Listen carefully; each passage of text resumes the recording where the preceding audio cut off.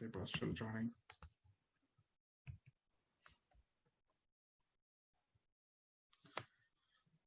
Gibson, can you take over and see this waiting room and admit all these guys?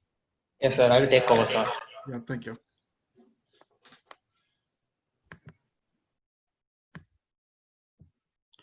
Okay, good evening, guys. My name is Joshua, and I'm an occupational therapist from batch of 99.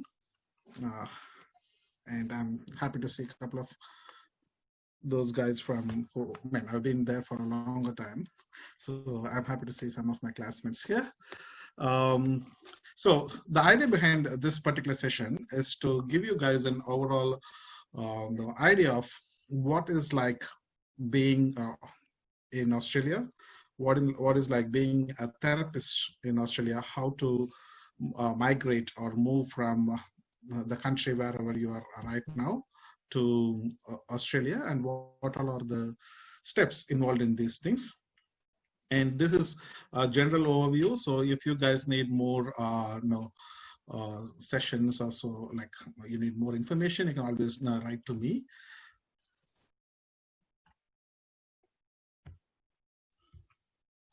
Okay, so first of all, let's see why Australia. The first question was like, wherever you guys are, why do you save money? So you save money for education, healthcare, to have your day-to-day life and better job opportunities, because you got to study and find a job opportunity and so on. Here, your education is now free almost. Like you got to pay some negligible money. Your healthcare is free. I've been in a hospital as a customer,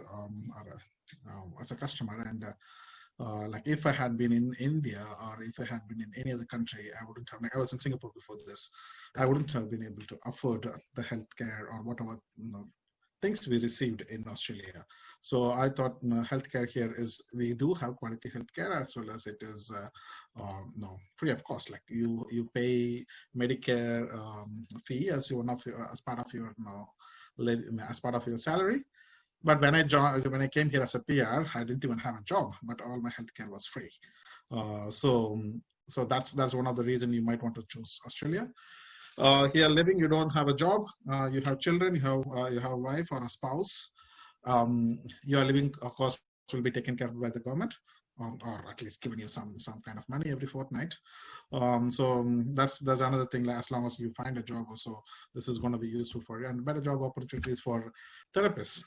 I'll tell you why it is better job opportunities for therapists a little later. And if you are not sure that ours is your destination, then I would ask you to rethink, because it's one of the best places, I would say. You might want to lead your life as a family. If you want to continue as a bachelor, go party around, go to Singapore or wherever place you are, you can do that. But if you want to live as a family, I think Australia is a better place to be. Why am I? Okay, step-by-step processes. The first thing I would say is like to migrate to Australia. The first thing you would be doing is you should be applying for skilled independent visa, which is called 189, visa 189. That's the first thing you'll be doing, and you'll be applying that to Home Affairs. All these things are online. You don't have to do any paperwork, paper writing, and so on, unless you want to do it. However, all this in the expression of interest and so on and so forth can be done through online things. Can you admit these two guys? Yeah.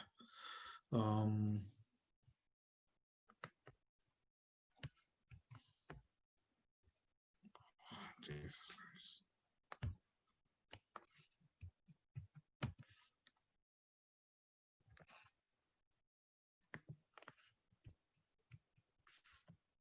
The next one is like, before applying for your 189 PR visa, you got to prove the Home Affairs that you are an occupational therapist or you are a physiotherapist.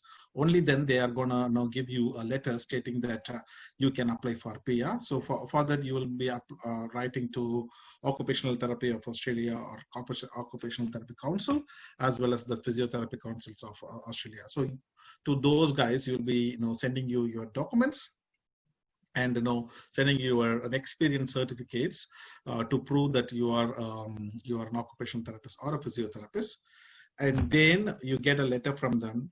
Using that letter, you will be applying to your Home Affairs for your visa, or for your 189 visa, or it's also called as PR, permanent residence. So what is 189 visa? It is also called as permanent residency. The cost of application is 4,445.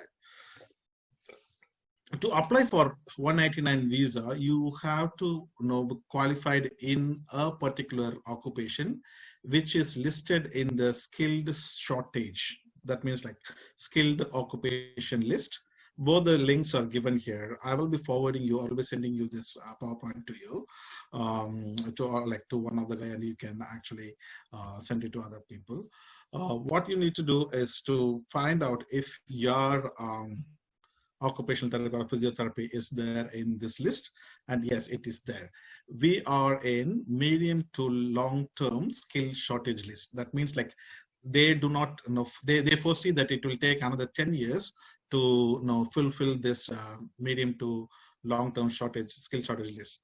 So you guys are like still in an advantageous position for you have another couple of years for you to apply for those things. So to do this, you have to go through the suitable skill assessment. So OT and PT Council, that's there in slide 6 and 7.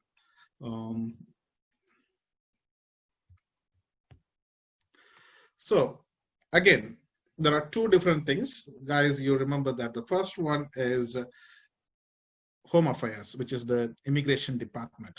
The second one is your council, the physiotherapy council or an occupational therapist council. You got to be liaising with both these guys simultaneously while being in your country. So I'll tell you when you need to move, like when you need to come to Australia. Till then, you can be in your own country and do the processing. So to do this particular thing, first I'll talk about Home Affairs. You got to get 65 points. That's enough. For computer professionals and so on, they need to get 95 points. Doesn't mean that they are really high, and so they have n number of people applying for that, and they want to they want highly qualified people to come here. That's why they are keeping that benchmark to 95. For us, they are in need of people, and whomever is qualified as an OT or a PT, they are highly qualified. This doesn't mean that like anybody can be an OT or a PT. So that's why they said 65 is enough for us. How we should get, like what are the things we need to do before we get 65, how we can get 65. The first thing is like your education. If first is your language skills, you need to get Ielts, OT, PTE, what else, Toefl, IBT, any of these 4 exams, and you got to get above 8. Above 8 is 20 points. Above 7 is 10 points. If you are getting below 7, no, you got to retry that. And it's 7 in each stream. So you got 4 streams, and you got to be getting 7 in each streams. And if a CMC8 is getting less than 7, I think like you might have to have more interaction sessions in your first year with your seniors, because while we were there, our interaction sessions will be like, explain, give me 5 reasons for every single thing. I say that I like, I remember I said I like Kripa. So it said like, give me 5 reasons why you like Kripa.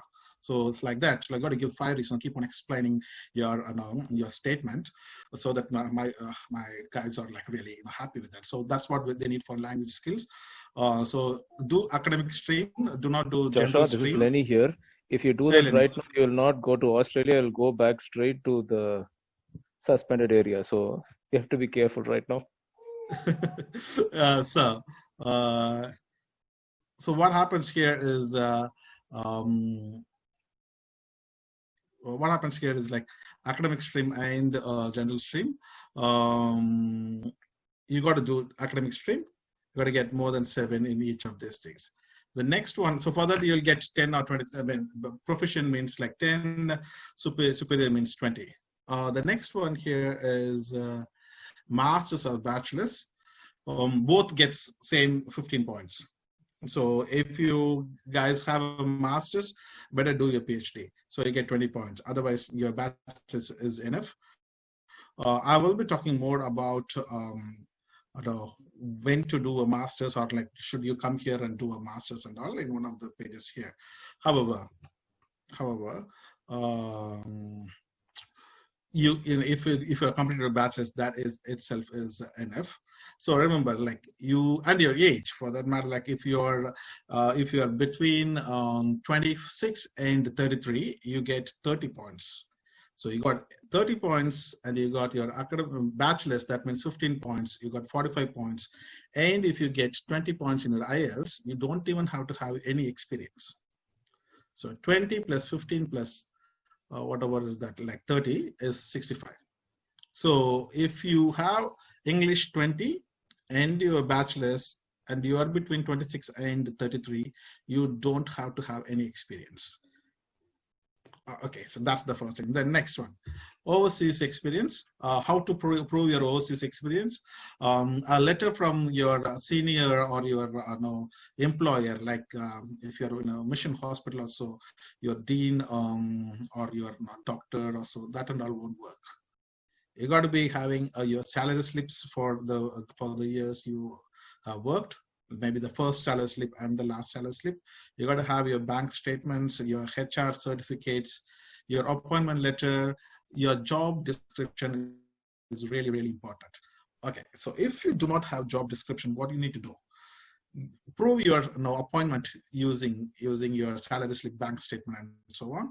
And your job description has to come from your HR letterhead, stating that these were my job description. And if you're not sure what to write in your job description, again, that is already there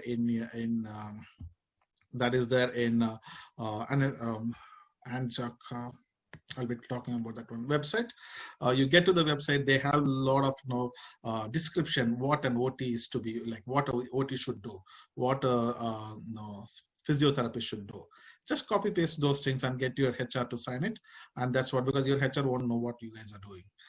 That's one option. Otherwise, if you do not have a HR department at all, make sure that you have a salary slip, bank statement, and then get it from your dean or your superior from there, because that is just proving your job description. The other things proves your appointment. Income tax receipts. If you're a sole practitioner working for doing your bond in a village where there is no hospital, doing what you call day clinics and so on, try to have your income tax receipts just to prove that you are working. Your age can be through your passport. If you're married or not, again, it has to be from your passport. So if you already have a passport and you are married, your name, your wife's or your spouse's name is not there in your passport, try to have those things there. Your marriage certificate from the embassy or from the government thing can be used.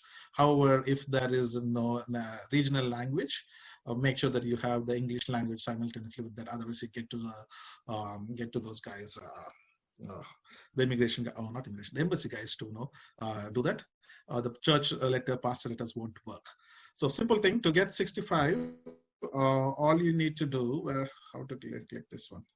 To get 65, all you need to do is to have your Ielts score, minimum 7, you got 10 mark, you got a bachelor's, you got 15 plus 10 is 25 mark. You got 3 years minimum experience, you got 5 points. You have 5 years minimum experience, you got 10 points. All these things are there in the link which is given above. Click that and you would be able to get to those things. The next one, very important. So the ANZ ZCO code 252411. So ANZ SCO, I don't know however you want to pronounce it. That's where you will get the job description from. So you click them and just Google this one, and you will give what all the things they expect to be in the job description letter. You can have more. At least you can have like 2 or 3 points from this particular statement, which means like it is now they are sure that you worked as an occupational therapist, and they're gonna give you an S to it.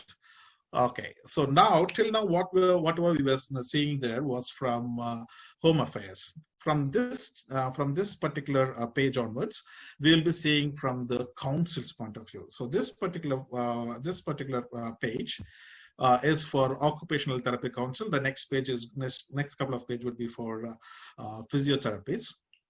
What you need to do is like ask your HR, your dean to write a letter stating that this was the job description of dash and dash between the period whenever you are working, or hello, Mr. X, you are appointed as an occupational therapist to fulfill your sponsorship bond, and here are your job description, and so on and so forth.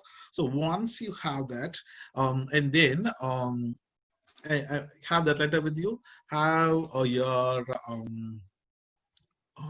your degree certificate. I think on the previous page I should have explained that to you. So what that means, like your education should be proved by your university that certificate. A certificate from your hospital or CMC is not like they're not going to accept that.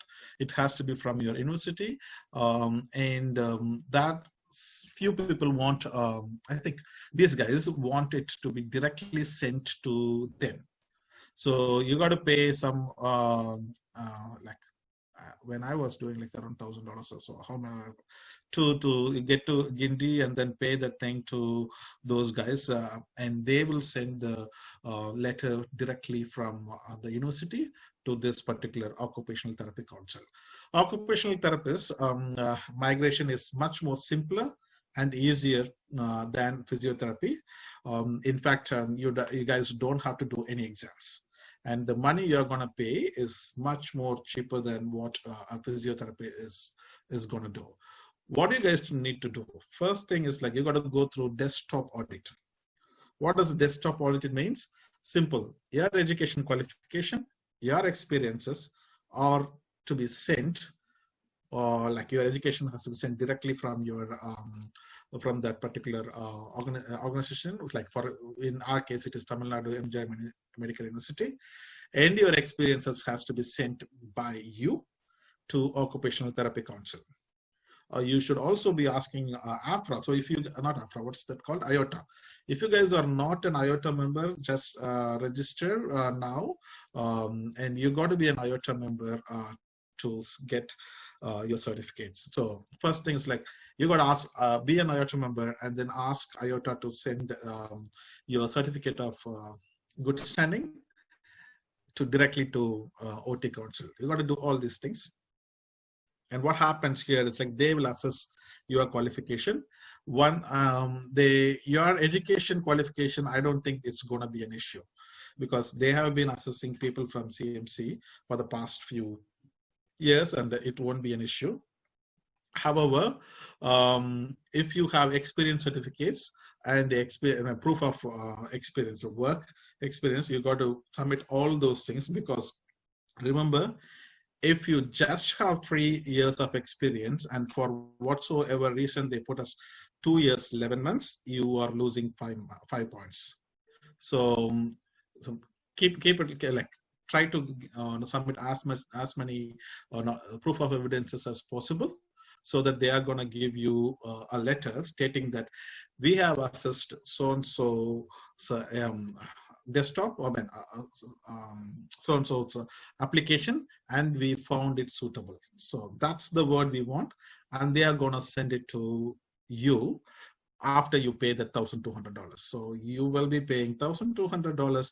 You'll be sending your education certificates. You'll be sending your experience certificates. And what they will send you is like, it takes around 2 weeks or so. they will send you back a letter stating it is suitable. And then, to desktop audit, you should be also sending your Ielts score or your English score. So what you'll be doing, they'll give you 5 free, they'll send 5 to 5 people free of cost on your scores. So one among them will be Occupational Therapy Council. You ask them to send it directly to them. So by that time, within 2 weeks, you will get your desktop audit. And if it is suitable, guys, OTs, you are clear. If that is suitable, you are clear. You can straight away apply for your PR. And you don't have any exams and so on and so forth. Once your qualifications are suitable, you'll be sent a letter. Use this to apply for immigration. So apply for immigration. So to immigration, you will have this letter. You'll have this letter will also state how many years of experience you have. So with that, you will be able to get like 65 points or so. Once you apply, as I already said, your immigration is going to be $4,000 something. So 4,000 plus $1,200, $6,000. You will be able to migrate here straight away. So once you got your PR, like once you apply for the immigration, they'll ask you to go for your medical test and so on and so forth. They'll give you a PR within 3 months. In my case, it was just, I applied on Friday, and on Tuesday morning, I got my PR. So it's going to be much, much easier for you guys because they are really in demand for OTs. Once you get your PR, all you have to do is to apply for a job, and all the supervised practice jobs are paid. They are paid jobs. Apply for a job. If you are applying for a job while being without getting a PR, your chances are very less. And I don't think people are OTs are going to sponsor any graduate OTs to come here and do their work. However, you get your PR, and your salary will be it's equal to what you are paying for your whole of immigration. And what happens here? Once you get your job, you will be going through the supervised audit, and for that you will be paying $1,000. Some of the employers are willing to pay the $1,000 for you guys. I'll tell you how to find those guys. The next one is a physical therapist. Physical therapist, your immigration is little complicated and it is expensive, but it is not impossible. First thing, equivalency pathway, it is not applicable for most of us unless you have finished your physiotherapy bachelor's from CMC, and then you went to UK, or in Ireland, or in US, and you have completed a graduate entry master's, which is listed in their list, which is listed in Physiotherapy Council of Australia's list. If that is the case, the equivalency pathway is going to be there, and the equivalent programs are there in this particular list. The second option is you have to study physio again to do from AFRA registered, to be an AFRA registered PT. That's, I'm talking more on slide 12 on education. The third one, which is what most of us will be doing, that is the standard assessment pathway. To do standard assessment pathway, what we do? Come on, let's get there. There are 3 steps in standard assessment pathway. The first one, first thing, I would ask you to go there and read what is physiocouncil.com.au says. You got to do your first one is your desktop audit is similar to what occupational therapists did. You got to do that, and you should also do a cultural exam. And they will give you an interim certificate that is valid for 2 years. So within that 2 years, so you got to do your desktop audit exactly similar to what those guys OTs are doing. And then you got to do your cultural exam. So cultural exam is nothing but you're accustomed, you respect others' culture and so on. There have been a number of things, but nowadays they have made it mandatory. It was not mandatory before 4 or 5 years. Now it has been mandatory. What happens here? You'll be given an interim certificate. With that interim certificate, you got to write a written exam. So the written exam can be done as a remote thing, like you can be in your place wherever you are and do it. It has 2 time zones. Better to use a time zone if you are in India. So if you guys are in London, UK or US, you might want to use the UK time zone. And then that written exam is costing around 1930. Website, I found a particular PDF which talks about how to get this written as exam, more and more written exam information, and that's also been given here. The third one, so once you have done these 2 things,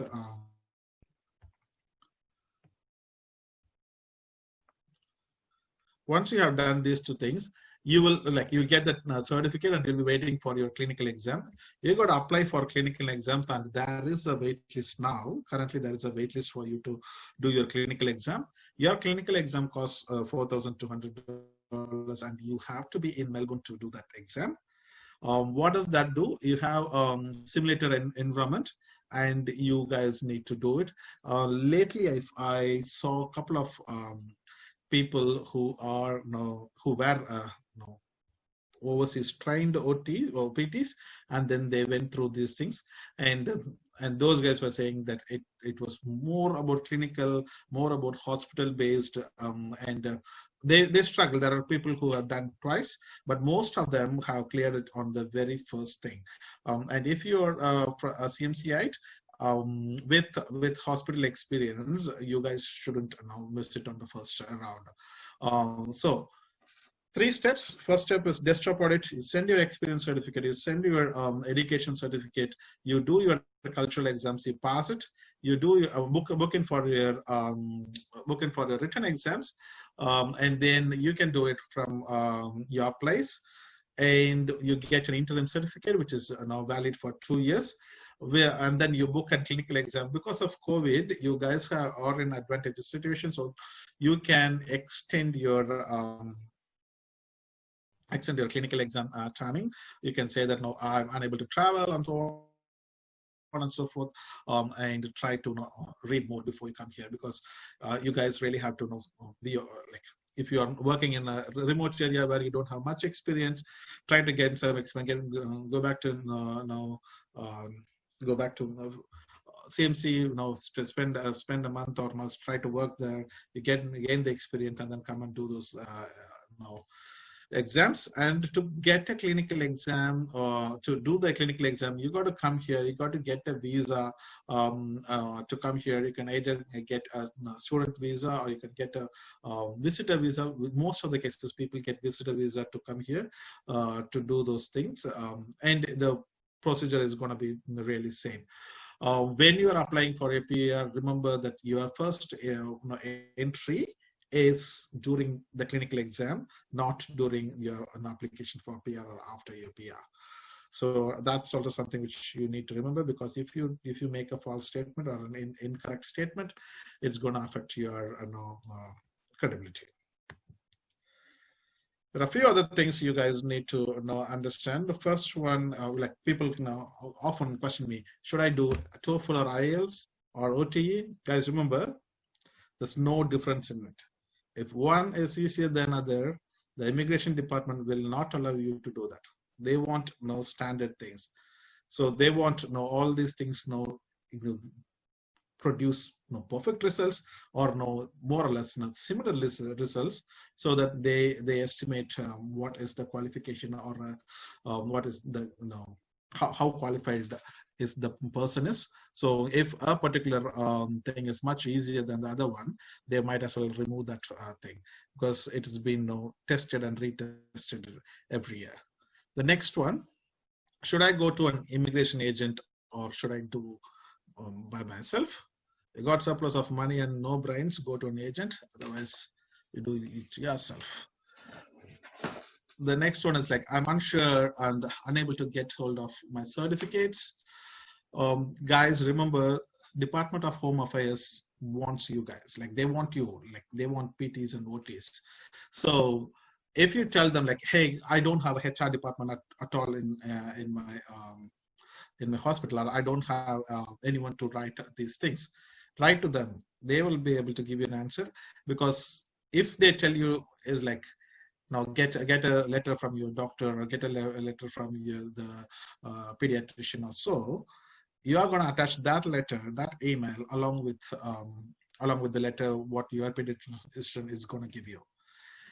All they want is like you got to be clear, you got to be honest in your in whatever you're submitting. So if you think like you won't be able to get hold of a certificate, just tell them, and they would be able to find a way for you. And if you guys are not trying to submit incorrect information, better stay where you are, because this is not going to be the right place for you. Basically, if you are unsure, just talk to them. Just don't submit incorrect information. I think I have done most. Okay. And then jobs. Where to find job? Ideally, you will be okay. Before that, I forgot to say one thing. When will a physiotherapy apply for a PR? It's like after they got like after they get a final certificate. So we spoke about the interim certificate after the written exam. The final certificate will be there, will be given to you after the clinical exam. The clinical exam, you come here, you do the clinical test, and then you will be given your final certificate. And after the final certificate, like with that final certificate, you will be able to apply for your PR. So till then, the good thing about physiotherapy is like once you get your final certificate, you will get your full registration itself. For OTs, you guys need to go through a supervised practice. So now what happens? So when and where to find jobs? First thing is like you will be applying your job after your 189 visa approval, because usually the bigger hospitals would like to offer jobs to people who are already there in Australia. The second thing is like the smaller players, the number of smaller players are there. They do not know how to apply for sponsorship. So that is why I would say that you got to do your 189 visa approval. Once you got your approval, you can still continue to work wherever you are and apply for your job. All you need to state is like, I have 189 visa and I do not need sponsorship in your cover letter. So if you state that, they are ready to offer you a phone interview. When I was in Melbourne, I attended a telephonic interview in Brisbane. When I was in telephonic to Sydney before I migrated here. Likewise, my first job in Melbourne, I attended the telephonic interview while I was in Singapore. And all I had to state is like, I do not need any sponsorship, visa sponsorship. I just need supervised practice, because that's the people are happy to do that, and you'll be paid during your first job, like supervised practice as well. The same cash, there's no different in it. The next one is remember, like guys, if you are married, you have children, your date of entry is going to help you. So as soon as you get your 189 visa, whether or not you want to continue in your current job, make a visit. The closest city is Perth. From Perth to Sydney is 3-hour flight. So your closest, and it's like 2 different time zones as well, but it's one country. So fly to Perth, make your first entry to Australia, and if you'll be getting number of childcare benefit and so on and so forth while you guys are like waiting for your work. On your first visit to Australia, you remember to do these things. You get your working with children certificate. Each state it is called different, but basically working with children, that's what you want. To your driving license, try to convert whatever driving license you are. People who are in other countries, get your driving license over there, so that when you come here, you can just change it over the counter. People from India, when you come here, get your driving license now. You got, and then you got to go through a driving test and do it. And where to find job? All jobs are found in Seek, like seek.com.au, the very last line. All jobs are found in Seek. However, you try to find the source of the advertisement and apply in the source's website. For example, CMC will advertise their job in their website as well as in Seek's website. You don't apply to CMC through Seek. You apply to CMC from CMC's website. The reason is, if a person is hiring someone, a candidate from Seek, they got to pay Seek that they have, because they have hired through Seek application, and most likely, remember, like, they got to sponsor your visa, or they have to give you supervised practice, and then they got to pay on top of that. They got to pay Seek as well. Too much of cost for the source or the company. So if you guys are now applying directly to the company, it's gonna save them some money, and you are in a better advantageous position than someone who has applied through Seek. And then how to apply for jobs, that's really, really important. It's not just forwarding your resume. So if you find a job, don't just forward your resume. Most of the time it will not be considered. You will be writing at least a paragraph to half a page for each selection criteria. So in your job description, they will write like what is this job, where is the location, who is your direct report, who all of those, like what all those designation which is reporting to you as part of your job, what is expected from you, and what is your selection criteria. The selection criteria talks about you have to be registered with AFRA, you have to be registered, qualified as a physiotherapist, you got to be qualified as an OT, you should have at least 3 years of hospital experiences, you should have working with children certificate, and so on and so forth. So to address that, you take another piece of paper, or open another Word document and copy paste all the selection criteria and address each criteria separately. Remember, before you address these things, go to the selection criteria, like the company's sources website, read the website and find out what they are doing and why they're hiring this job. And it has to be at least one paragraph to half a page per criteria. Some of the address selection criteria would be 4 pages long. And then you got to attach your CV and your cover letter. Your cover letter is going to be really important for you, because in that cover letter, you'll be writing that you need sponsorship, like supervised practice, or you have completed your practicals, and that's going to be your first job. You are now in you have got applied for your driving license. You might have your driving license from Melbourne or Perth. However, the application is going to be in Brisbane, so you got to mention that you have Perth driving license, and it's convertible and so on and so forth. Explain every single thing. Whatever you think it's going to be much more like negligible for you might be most important for that particular company. So explain all those things, and explain how you will be an asset to the company, to the allied health team, and to the customers. Like they use, remember, some of the reading the selection criteria and reading the job description is really important, because if they have addressed their customers as patient, you will be using the word patients. Clients means clients, participants, because these are some of the words they interchangeably use depending on where you are gonna now work.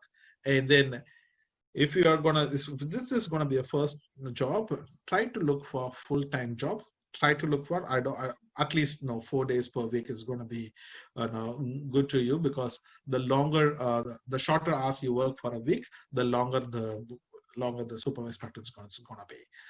The next thing is, like, there's no difference between government hospital job or a private job. Bigger organization or a small players, they don't make a difference at all. And casual, contract, temporary, nothing make a difference. If it is a contract, you can see that, like, you will not be continuing the job after 1 year or so. But close your eyes, you will have 10 jobs waiting for you. All you need to do is get into your very first job. So finding your first job is important. Apart from that, nothing else is going to be like, even if it is a 6 month job or a 8 months job, just apply for it. If you get it, that's cool for you. because you are now completing your first job. And during your first job, your overseas experience might not matter at all. They might not consider your first jobs like your overseas experience, but in your second job, they'll consider all your experience. So that's something which I want you guys to know. The next one is study in Australia. I think I have 2 more slides. Then we'll go for study in Australia. So first thing is like, why do you want to study in Australia? The first thing is like 2 years of studies guarantees your job as an OT or a PT, and then it guarantees your immigration to Australia. So you come here to study for 2 years. That means like you're going to be here forever. To get a place as an OT student is much easier than to be a PT. It's more like you got to do your GAMSAT exam, which is similar to like you are writing for your MBBS, and if you get good score in your academics or so academics, that's like choose the best chances. And then your explanatory things, you got to do at least 3 papers on 3 different days, if I'm right. And like they continue to do your masters. Otherwise, you can go for Bond University, which is a private university. If you are rich enough to do that, you won't be attending this particular session. So that's the next thing. Need to do an English exams, academic. So the same thing, whatever you are doing for your immigration, you'll be doing the same thing. And need to show your credibility, basically like whether you have money, how much of deposit you have in your bank. Usually it's cost, you might have to show for 10 lakhs. And then if you need if you have someone who's working here, living here, you might want to show their sponsorship as well. To study in Australia, the best, it is useful for fresh graduates. So as soon as you finish CMC bachelor's, you might want to do your master's here straight away. And if you are going to do that, do what do you call graduate entry to master's. That's going to be much easier, or that's the only way to get here. Sorry for those spell typo. Those who have experience can apply directly for PR and use HECS or scholarship to study. So if you want to study here, you might want to know a PhD is free. So it's completely free. You'll be paid. So it's not just free. You'll be paid to do your PhD here. And then all PhD. You want to do PhD, whether on a very simple topic or a very complicated thing. Every PhD, research PhD is free. Every PhD is free, and then some research masters are also free. So if you want to study in Australia, you might want to do PhD or you might want to do research masters. And for this, if you are selected for your thesis is selected or your hypothesis is selected, you will be sponsored to do like come here to do your education. You'll be paid while you are here. That pay will be like half the pay of whatever you will be getting as a physiotherapist or as an OT. And then if you want to come here as a PR and then study, you can use HECS. HECS is, I don't know the explanation for that. So that's basically to help you to do your study and just for masters. And what you need to do is like you'll be paying 5% of that particular thing with no interest for that particular scholarship, and it's already subsidized. Even then, you will be paying only 5% per year or so. You will be paying for another 20 years without any issues. Like you are earning around, say $10,000, you'll be paying around $200. So it's not going to be. It will be like nearly negligible money for you. So that's for PRs. However, as a fresh graduate, you want to do it, you might want to do straight away masters, which is entry-level masters. So that's what you want to do. And to do that, you have your academic English. Okay, so that's here. Now it's question time. I would love you to meet you guys. I also want to tell you that I do have my own company here. That's my own professional health services. my email address is this, and to Facebook is this. Why I wanted to say that is like, if you guys do not find a job at all, and you are really wanting to, especially for OTs for that matter, so really wanting to find a supervised practice, you can work for me, and then I'll be a supervisor. So now that's the last slide, I suppose. Yeah, cool. So now it's time for you guys. Yes, Abraham Babu. Joshua, I think wonderful to hear you speak so well and such information. I just probably a comment and a question. One of the comments was just to add on that for students from India, the Australian awards scholarships are also there if you want to pursue your masters in Australia, and be it for your masters or for your PhD. I'm one of the Australian ambassadors from India as of now. So if you have any queries, you can also look up on the website. There is enough information available. The Endeavour programs were what they were known as earlier, and they have now been modified to the Australian Awards programs. But definitely a good opportunity for those of you who are looking to go to Australia for higher studies and you need a scholarship. Joshua, the question is, are these rules for the same for those with doctoral degrees, so with PhDs, and you want to move? Are these requirements the same? Okay, good question. Guys, Abraham Babu was here before a couple of, like 2 years or so to do something with the Heidelberg Hospital. What hospital? Austin? The Austin Health, yeah, Austin that's Health, right. Yeah, that's cool. And he's now Dr. Abraham Babu. Thank you, Abraham, for that particular question. Yes, for PhD guys, your physiotherapy council's assessment is going to be the same. However, you get 20 points in your immigration. Your immigration is going to be much easier, but if you want to work as a physio, this is what is going to be there. If you want to work as a lecturer in biotechnology, you can apply as not as a physiotherapy stream, because if you want to work as a physiotherapist, you have to go through this. Just because you have a PhD, you can work as a lecturer. And to work as a lecturer, there are some jobs which requires you to have your physiotherapy, accredited physiotherapy degree. There are few jobs, or more, there are a number of jobs which do not require you to have your physiotherapy degree, but you can teach physios. Okay. All right. So you will be applying as a lecturer, and that's how you're going to come here. And of course, like if you have a PhD, people are like, wow, you will be able to come here. And CMC is one of the reputed colleges. Like when I applied from here, my very first job I got is like, because they know that, or in my CV I mentioned that I'm from CMC. So if you guys mention that you are from CMC, you do have a better chance to get here. So that's Did I answer your question? Maybe. Yeah. Thank you, Joshua. You did. Yeah. Thank you.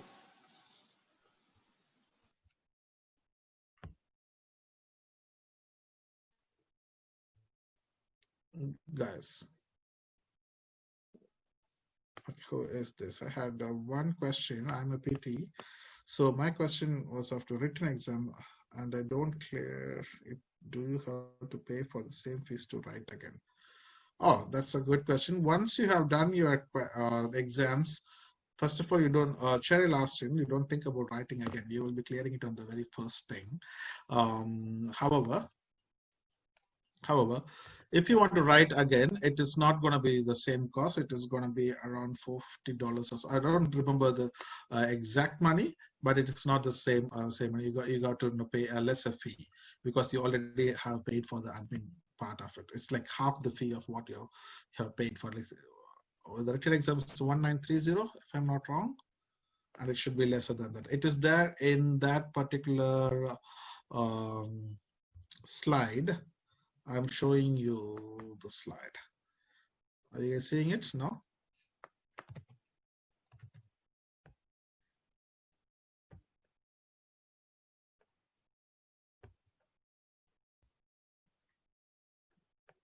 So in slide number 8, there is a particular page.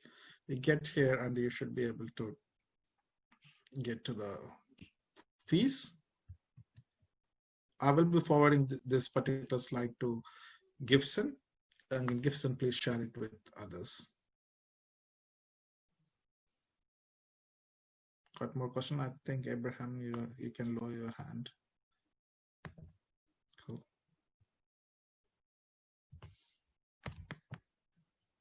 Got more. Cool.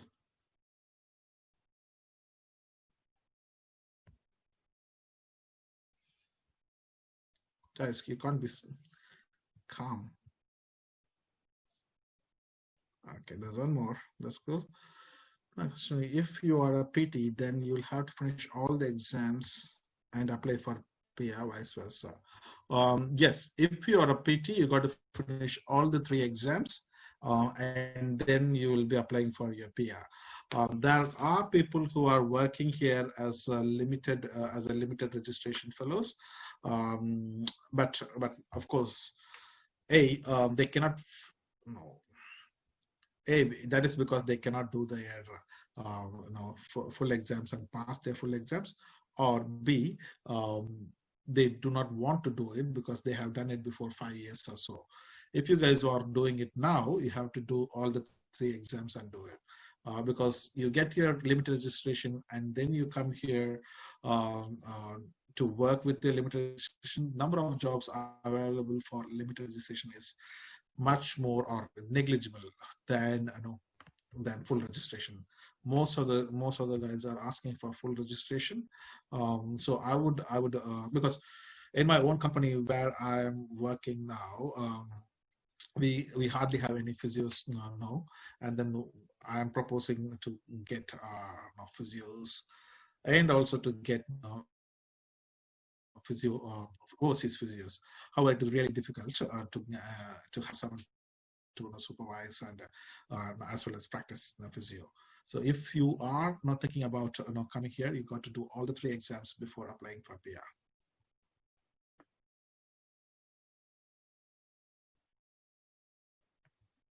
Cool. Hello. Yep. Who's this? Hello. Yeah, Joshua, this is Murthy. Saluda. Yeah.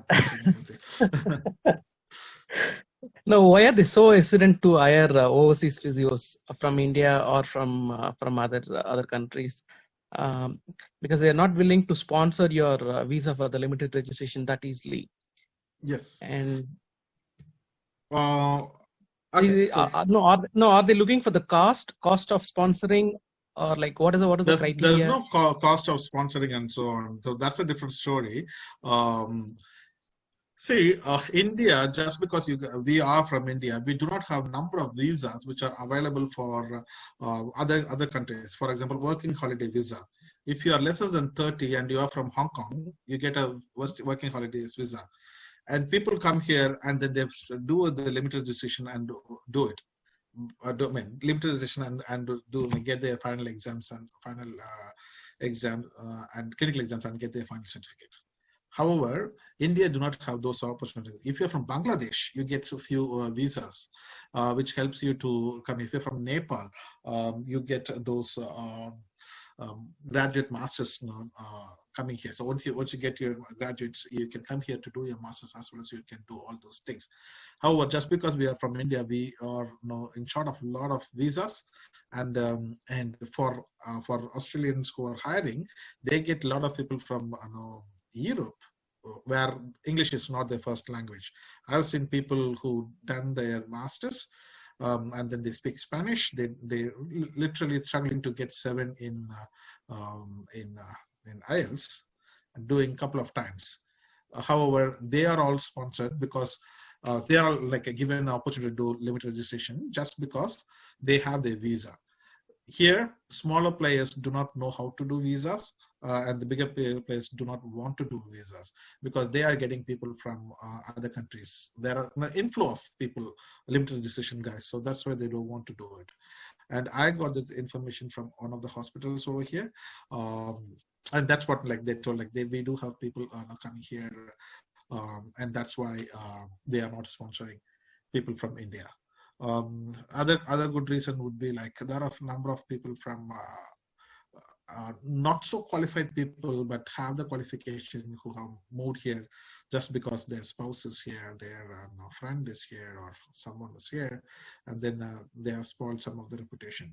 So that's why they have become much stricter. Mm-hmm. In fact, now if you see the statistics say that they are in demand for more than 1,000, like they wanted more than 1,000 OTs last year, and the number of applications was 5, just 5 applications in 2000. I don't know, last year when I applied it, and they wanted 1,000 people on that particular year. So we are like really number of people who are applying is also very less. And they do not want to admit everyone. They don't want to get sponsor everyone. So it's all about supply and demand. So even the process is very easy for OTs and speech therapists. The process is quite tedious for physios. That's right. That is right. Because the other thing is like, what is the risk? Like OTs, they do not touch the patient most of the time. You guys go and touch the patient, like you give cardio, whatever you guys do, and the risk is very high for a physiotherapist. And now, if you know the number of people who are dying in because of COVID is much lesser in Australia when you compare with anybody else. Life is really, really important. You are lifesavers, and that's why they want to restrict. Okay. Hey, Ruplok. Thanks for your response. No.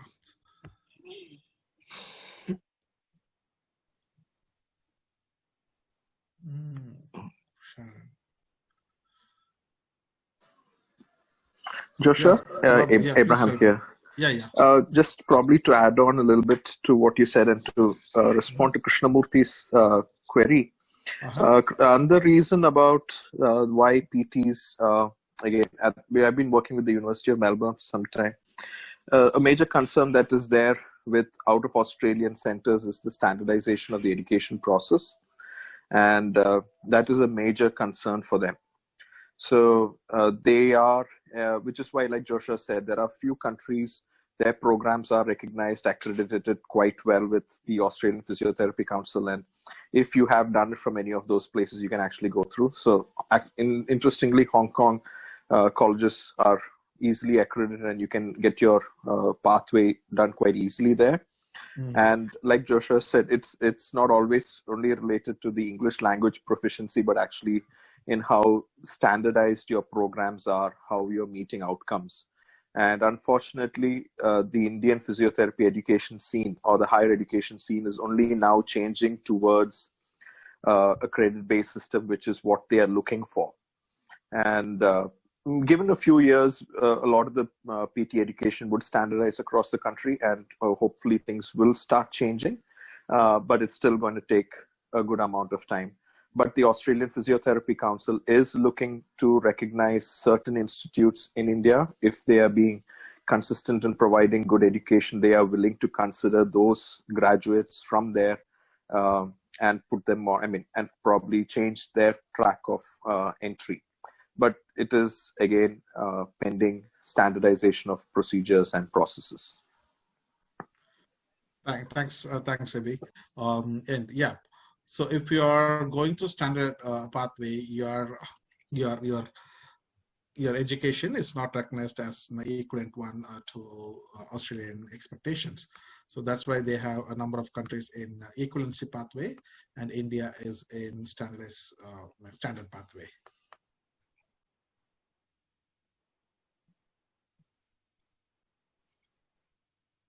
Cool. Got more questions?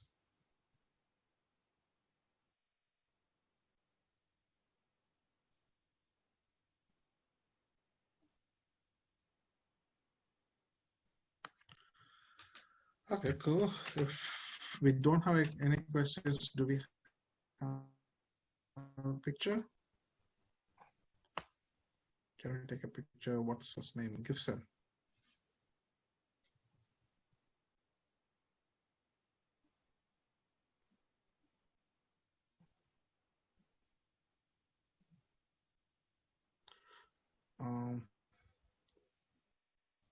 Okay, guys, turn on your camera so that Gibson would take a picture and they can share it out. I'm not so. Yavi is looking so smart. Manju, is that Manju? Yeah. Hi, Joshua. How are you? Hey. Yeah, I'm very good. Oh, you remember my name. Been a That's long good. time, huh? Yeah. I So, how are you remember doing? Everybody starts Doing good, chatting thank on you. behalf of the Opta governing body. I just want to thank Joshua. Thank you for that very informative talk. And the students, if any of you have any more doubts, please don't hesitate to contact him. Thank you very much. Yeah, thank you. Thank you. She's the president of Opta. Thank you, President. And then, guys, you have my email ID and my password, right? Not password, email ID and my Facebook and all. I won't respond most of the time, so don't send me Facebook requests and all. Just send me an email. I would respond to you. Yeah.